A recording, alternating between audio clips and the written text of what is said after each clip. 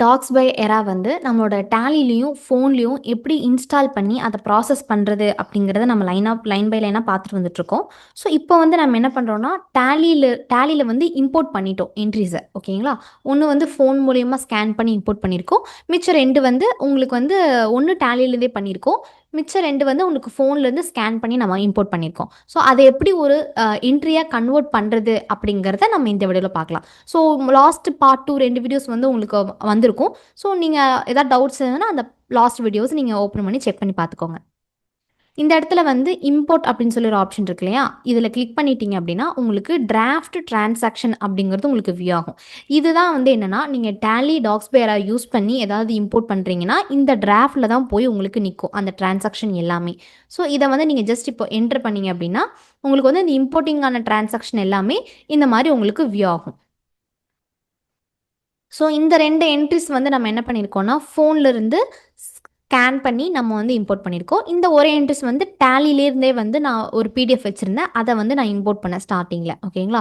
இப்போது இந்த மாதிரி உங்களுக்கு வியூ ஆகுது. இதை எப்படி நீங்கள் கன்வெர்ட் பண்ணுவீங்க அப்படிங்கிறத நம்ம பார்க்கலாம். ஸோ இதுலேயே வந்து பார்த்தீங்கன்னா உங்களுக்கு ரெட் கலரில் உங்களுக்கு லைன்ஸ் மாதிரி காட்டும். ஏன்னா இன்னும் வந்து உங்களுக்கு இந்த மாதிரி பார்ட்டி நேம்ஸ் எதுவுமே எக்ஸிஸ்டடாக இல்லை அப்படின்னு சொல்லி காட்டுது. இப்போ நான் ஃபஸ்ட்டு இந்த ஒரு என்ட்ரி வந்து நான் செலக்ட் பண்ணிக்கிறேன். இந்த ஃபயாஸ் அப்படிங்கிறத இதை செலக்ட் பண்ணிவிட்டு நான் என்ன பண்ணுறேன் அப்படின்னா இந்த இடத்துல அப்டேட் மேப்பிங் அப்படிங்கிறது நான் கொடுக்குறேன். இது வந்து F6 ஷார்ட்கட் கீ வந்து F6. இது எதுக்காக நம்ம யூஸ் பண்ணுறோம் அப்படின்னா நம்ம வந்து நம்ம ஒரு பார்ட்டிஸோ இல்லை வேறு யாராவது அவங்க வேறு ஏதாவது நேமில் வந்து ஸ்டாக் எடுத்து வச்சுருப்பாங்க. லெஜர் நேம் வந்து அவங்க வேறு நேமில் வச்சுருப்பாங்க. நம்ம வந்து வேறு நேமில் வச்சுப்போம். ஸோ இப்போ ஃபயர்ஸுங்கிறது அவங்களோட பிரிண்ட் அவுட்டில் அந்த மாதிரி இருக்கும். ஆனால் என்னுடைய டேலியில் வந்து நான் ஏஏ கம்பெனி அப்படிங்கிறத நான் கிரியேட் பண்ணியிருக்கேன் அப்படின்னா நீங்கள் அப்படி போட்டுக்கலாம். இப்போ அந்த பிடிஎஃப்ல வந்து என்ன இருக்குன்னா அவுட்புட் சிஜிஎஸ்டி அவுட்புட் எஸ்ஜிஎஸ்டின்னு அவங்க போட்டிருக்காங்க. பட் நான் வந்து சிம்பிளாக சிஜிஎஸ்டி எஸ்ஜிஎஸ்டி அப்படிங்கிறத யூஸ் பண்ணுறேன் என்னோட டேலியில் லெஜரா. அப்படின்னா நீங்கள் அதை வந்து மேப்பிங் பண்ணிக்கலாம். இந்த மாதிரி நீங்கள் மேப்பிங் பண்ணிக்கலாம். ஆர்எல்ஸ் வந்து இப்போது இதில் வந்து என்கிட்ட ரவுண்ட் ஆஃபே இல்லை. என்னோட இதில் வந்து பார்த்தீங்கன்னா ரவுண்ட் ஆஃப்னு எதுவுமே இல்லை அப்படின்னா இந்த இடத்துல கிரியேட் நியூ அப்படின்னு உங்களுக்கு ஒரு ஆப்ஷன் காட்டுது இல்லையா?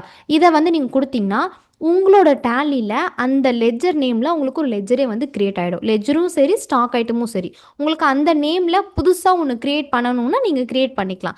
இல்லை ஆல்ரெடி எக்ஸிஸ்டடாகவே நான் வச்சுருக்கேன் அப்படின்னா இந்த மாதிரி நீங்கள் மேப்பிங் பண்ணிக்கலாம். இப்போ நான் ரவுண்ட் ஆஃபுக்கு வந்து நான் என்ன பண்ணுறேன்னா மேலே வந்து கிரியேட் நியூ அப்படிங்கிறத கொடுக்குறேன். ஸோ அங்கே உள்ளே இருக்கிற இன்டைரக்ட் எக்ஸ்பென்சஸ் என்ன அவங்க ஃபார்மிங்ஸ் கொடுத்துருக்காங்களோ எல்லாமே உங்களுக்கு எடுத்துகிட்டு வந்துடும். இதை வந்து நான் ஜஸ்ட் இப்படி கண்ட்ரோல் கொடுத்துட்டேன்னா ரவுண்ட் ஆஃப் அப்படிங்கிறது என்னோட டேலியில் ஒரு லெஜராக வந்து கிரியேட் ஆகிடுச்சு.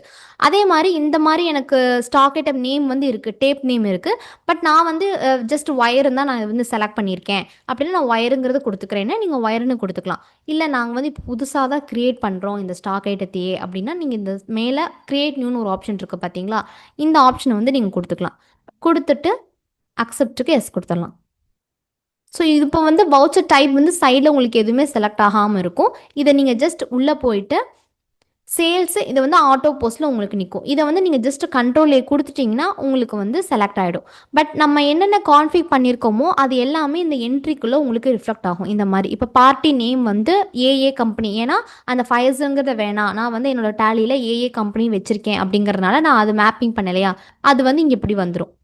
அட் த சேம் டைம் கீழே வந்து பார்த்தீங்கன்னா ரவுண்ட் ஆஃப் வந்து நம்ம கிரியேட் பண்ணியிருக்கோம்.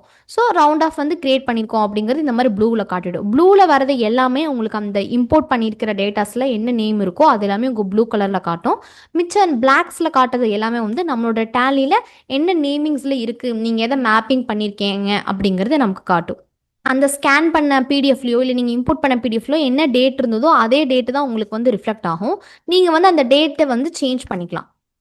சேஞ்ச் பண்ணிவிட்டு இப்போ இந்த மாதிரி கண்ட்ரோலே கொடுத்தீங்க அப்படின்னா இது வந்து உங்களுக்கு ஒரு சேல்ஸாக வந்து உங்களுக்கு போஸ்ட் ஆகிடும். ஸோ நீங்கள் இந்த மாதிரி செலக்ட் பண்ணி வந்து அப்டேட் மேப்பிங் அப்படிங்கிறது நீங்கள் கொடுத்துக்கலாம். இல்லை இதில் வந்து எல்லாமே கூட கொடுத்துக்கலாம். இப்போ 2 என்ட்ரிஸ் இருக்கா, இப்போ இது 2மே கூட நான் செலக்ட் பண்ணிவிட்டு இந்த இடத்துல அப்டேட் மேப்பிங் அப்படிங்கிறத நான் கொடுத்துக்கலாம். கொடுத்துட்டு இதை வந்து நான் க்ரியேட் பண்ணிக்கலாம். ஆர்எல்ஸ் வந்து என்ன பண்ணிக்கலாம்னா ஜஸ்ட் என்ட்ரு கொடுத்துட்டு இதில் போய் நீங்கள் ஏதாவது அல்ட்ரா ஆப்ஷன் எல்லாம் பண்ணுறீங்க அப்படின்னா நீங்கள் வந்து பண்ணிக்கலாம். ஸோ நீங்கள் பார்ட்டி வந்து சேஞ்ச் பண்ணுறீங்க அப்படின்னா எஸ் கொடுத்துட்டு நீங்கள் எப்படி ஒரு என்ட்ரி நீங்கள் க்ரியேட் பண்ணுவீங்களோ சேம் அதே மாதிரி நீங்கள் என்ட்ரு கொடுத்து பண்ணிக்கலாம். சப்போஸ் 2-3 என்ட்ரிஸ் வந்து இருக்குது அப்படின்னா அது 2மே நீங்கள் வந்து செலக்ட் பண்ணிவிட்டு சைடில் அப்டேட் மேப்பிங் இருக்குது பார்த்தீங்களா, அதை வந்து நீங்கள் கொடுத்துக்கலாம். ஸோ நான் ஃபஸ்ட்டு வந்து இம்போர்ட் பண்ணிக்கிறது வந்து சேல்ஸ் இம்போர்ட் பண்ணியிருந்தேன். சேல்ஸ் என்ட்ரி வந்து நான் ஆட்டோ போஸ்ட் பண்ணியிருந்தேன். இப்போ வந்து நான் என்ன பண்ணுறேன்னா பர்ச்சேஸுங்கிறத வந்து நான் பண்ணுறேன்.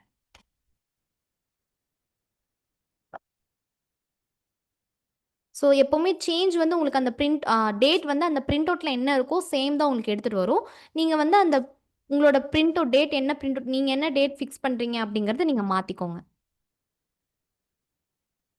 ஸோ இப்போ 2 என்ட்ரிஸ் வந்து நான் போஸ்ட் பண்ணியிருக்கேன். ஒன்று வந்து சேல்ஸு, இன்னொன்று வந்து நான் பர்ச்சேஸ் வந்து இம்போர்ட் பண்ணியிருக்கேன். இதை வந்து கீழே இந்த டே புக்கில் போயிட்டு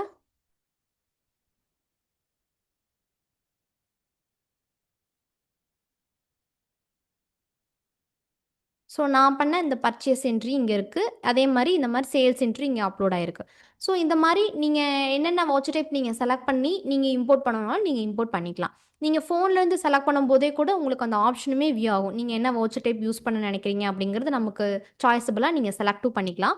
நீங்கள் இந்த மாதிரி ஐட்டம் வைஸாகவும் பண்ணிக்கலாம். இம்போர்ட் பண்ணும்போது இந்த மாதிரி name of the item item select பண்ணி பண்ணிக்கலாம்.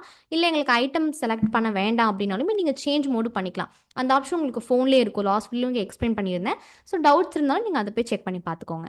ஸோ தேங்க்ஸ் ஃபார் வாட்சிங்.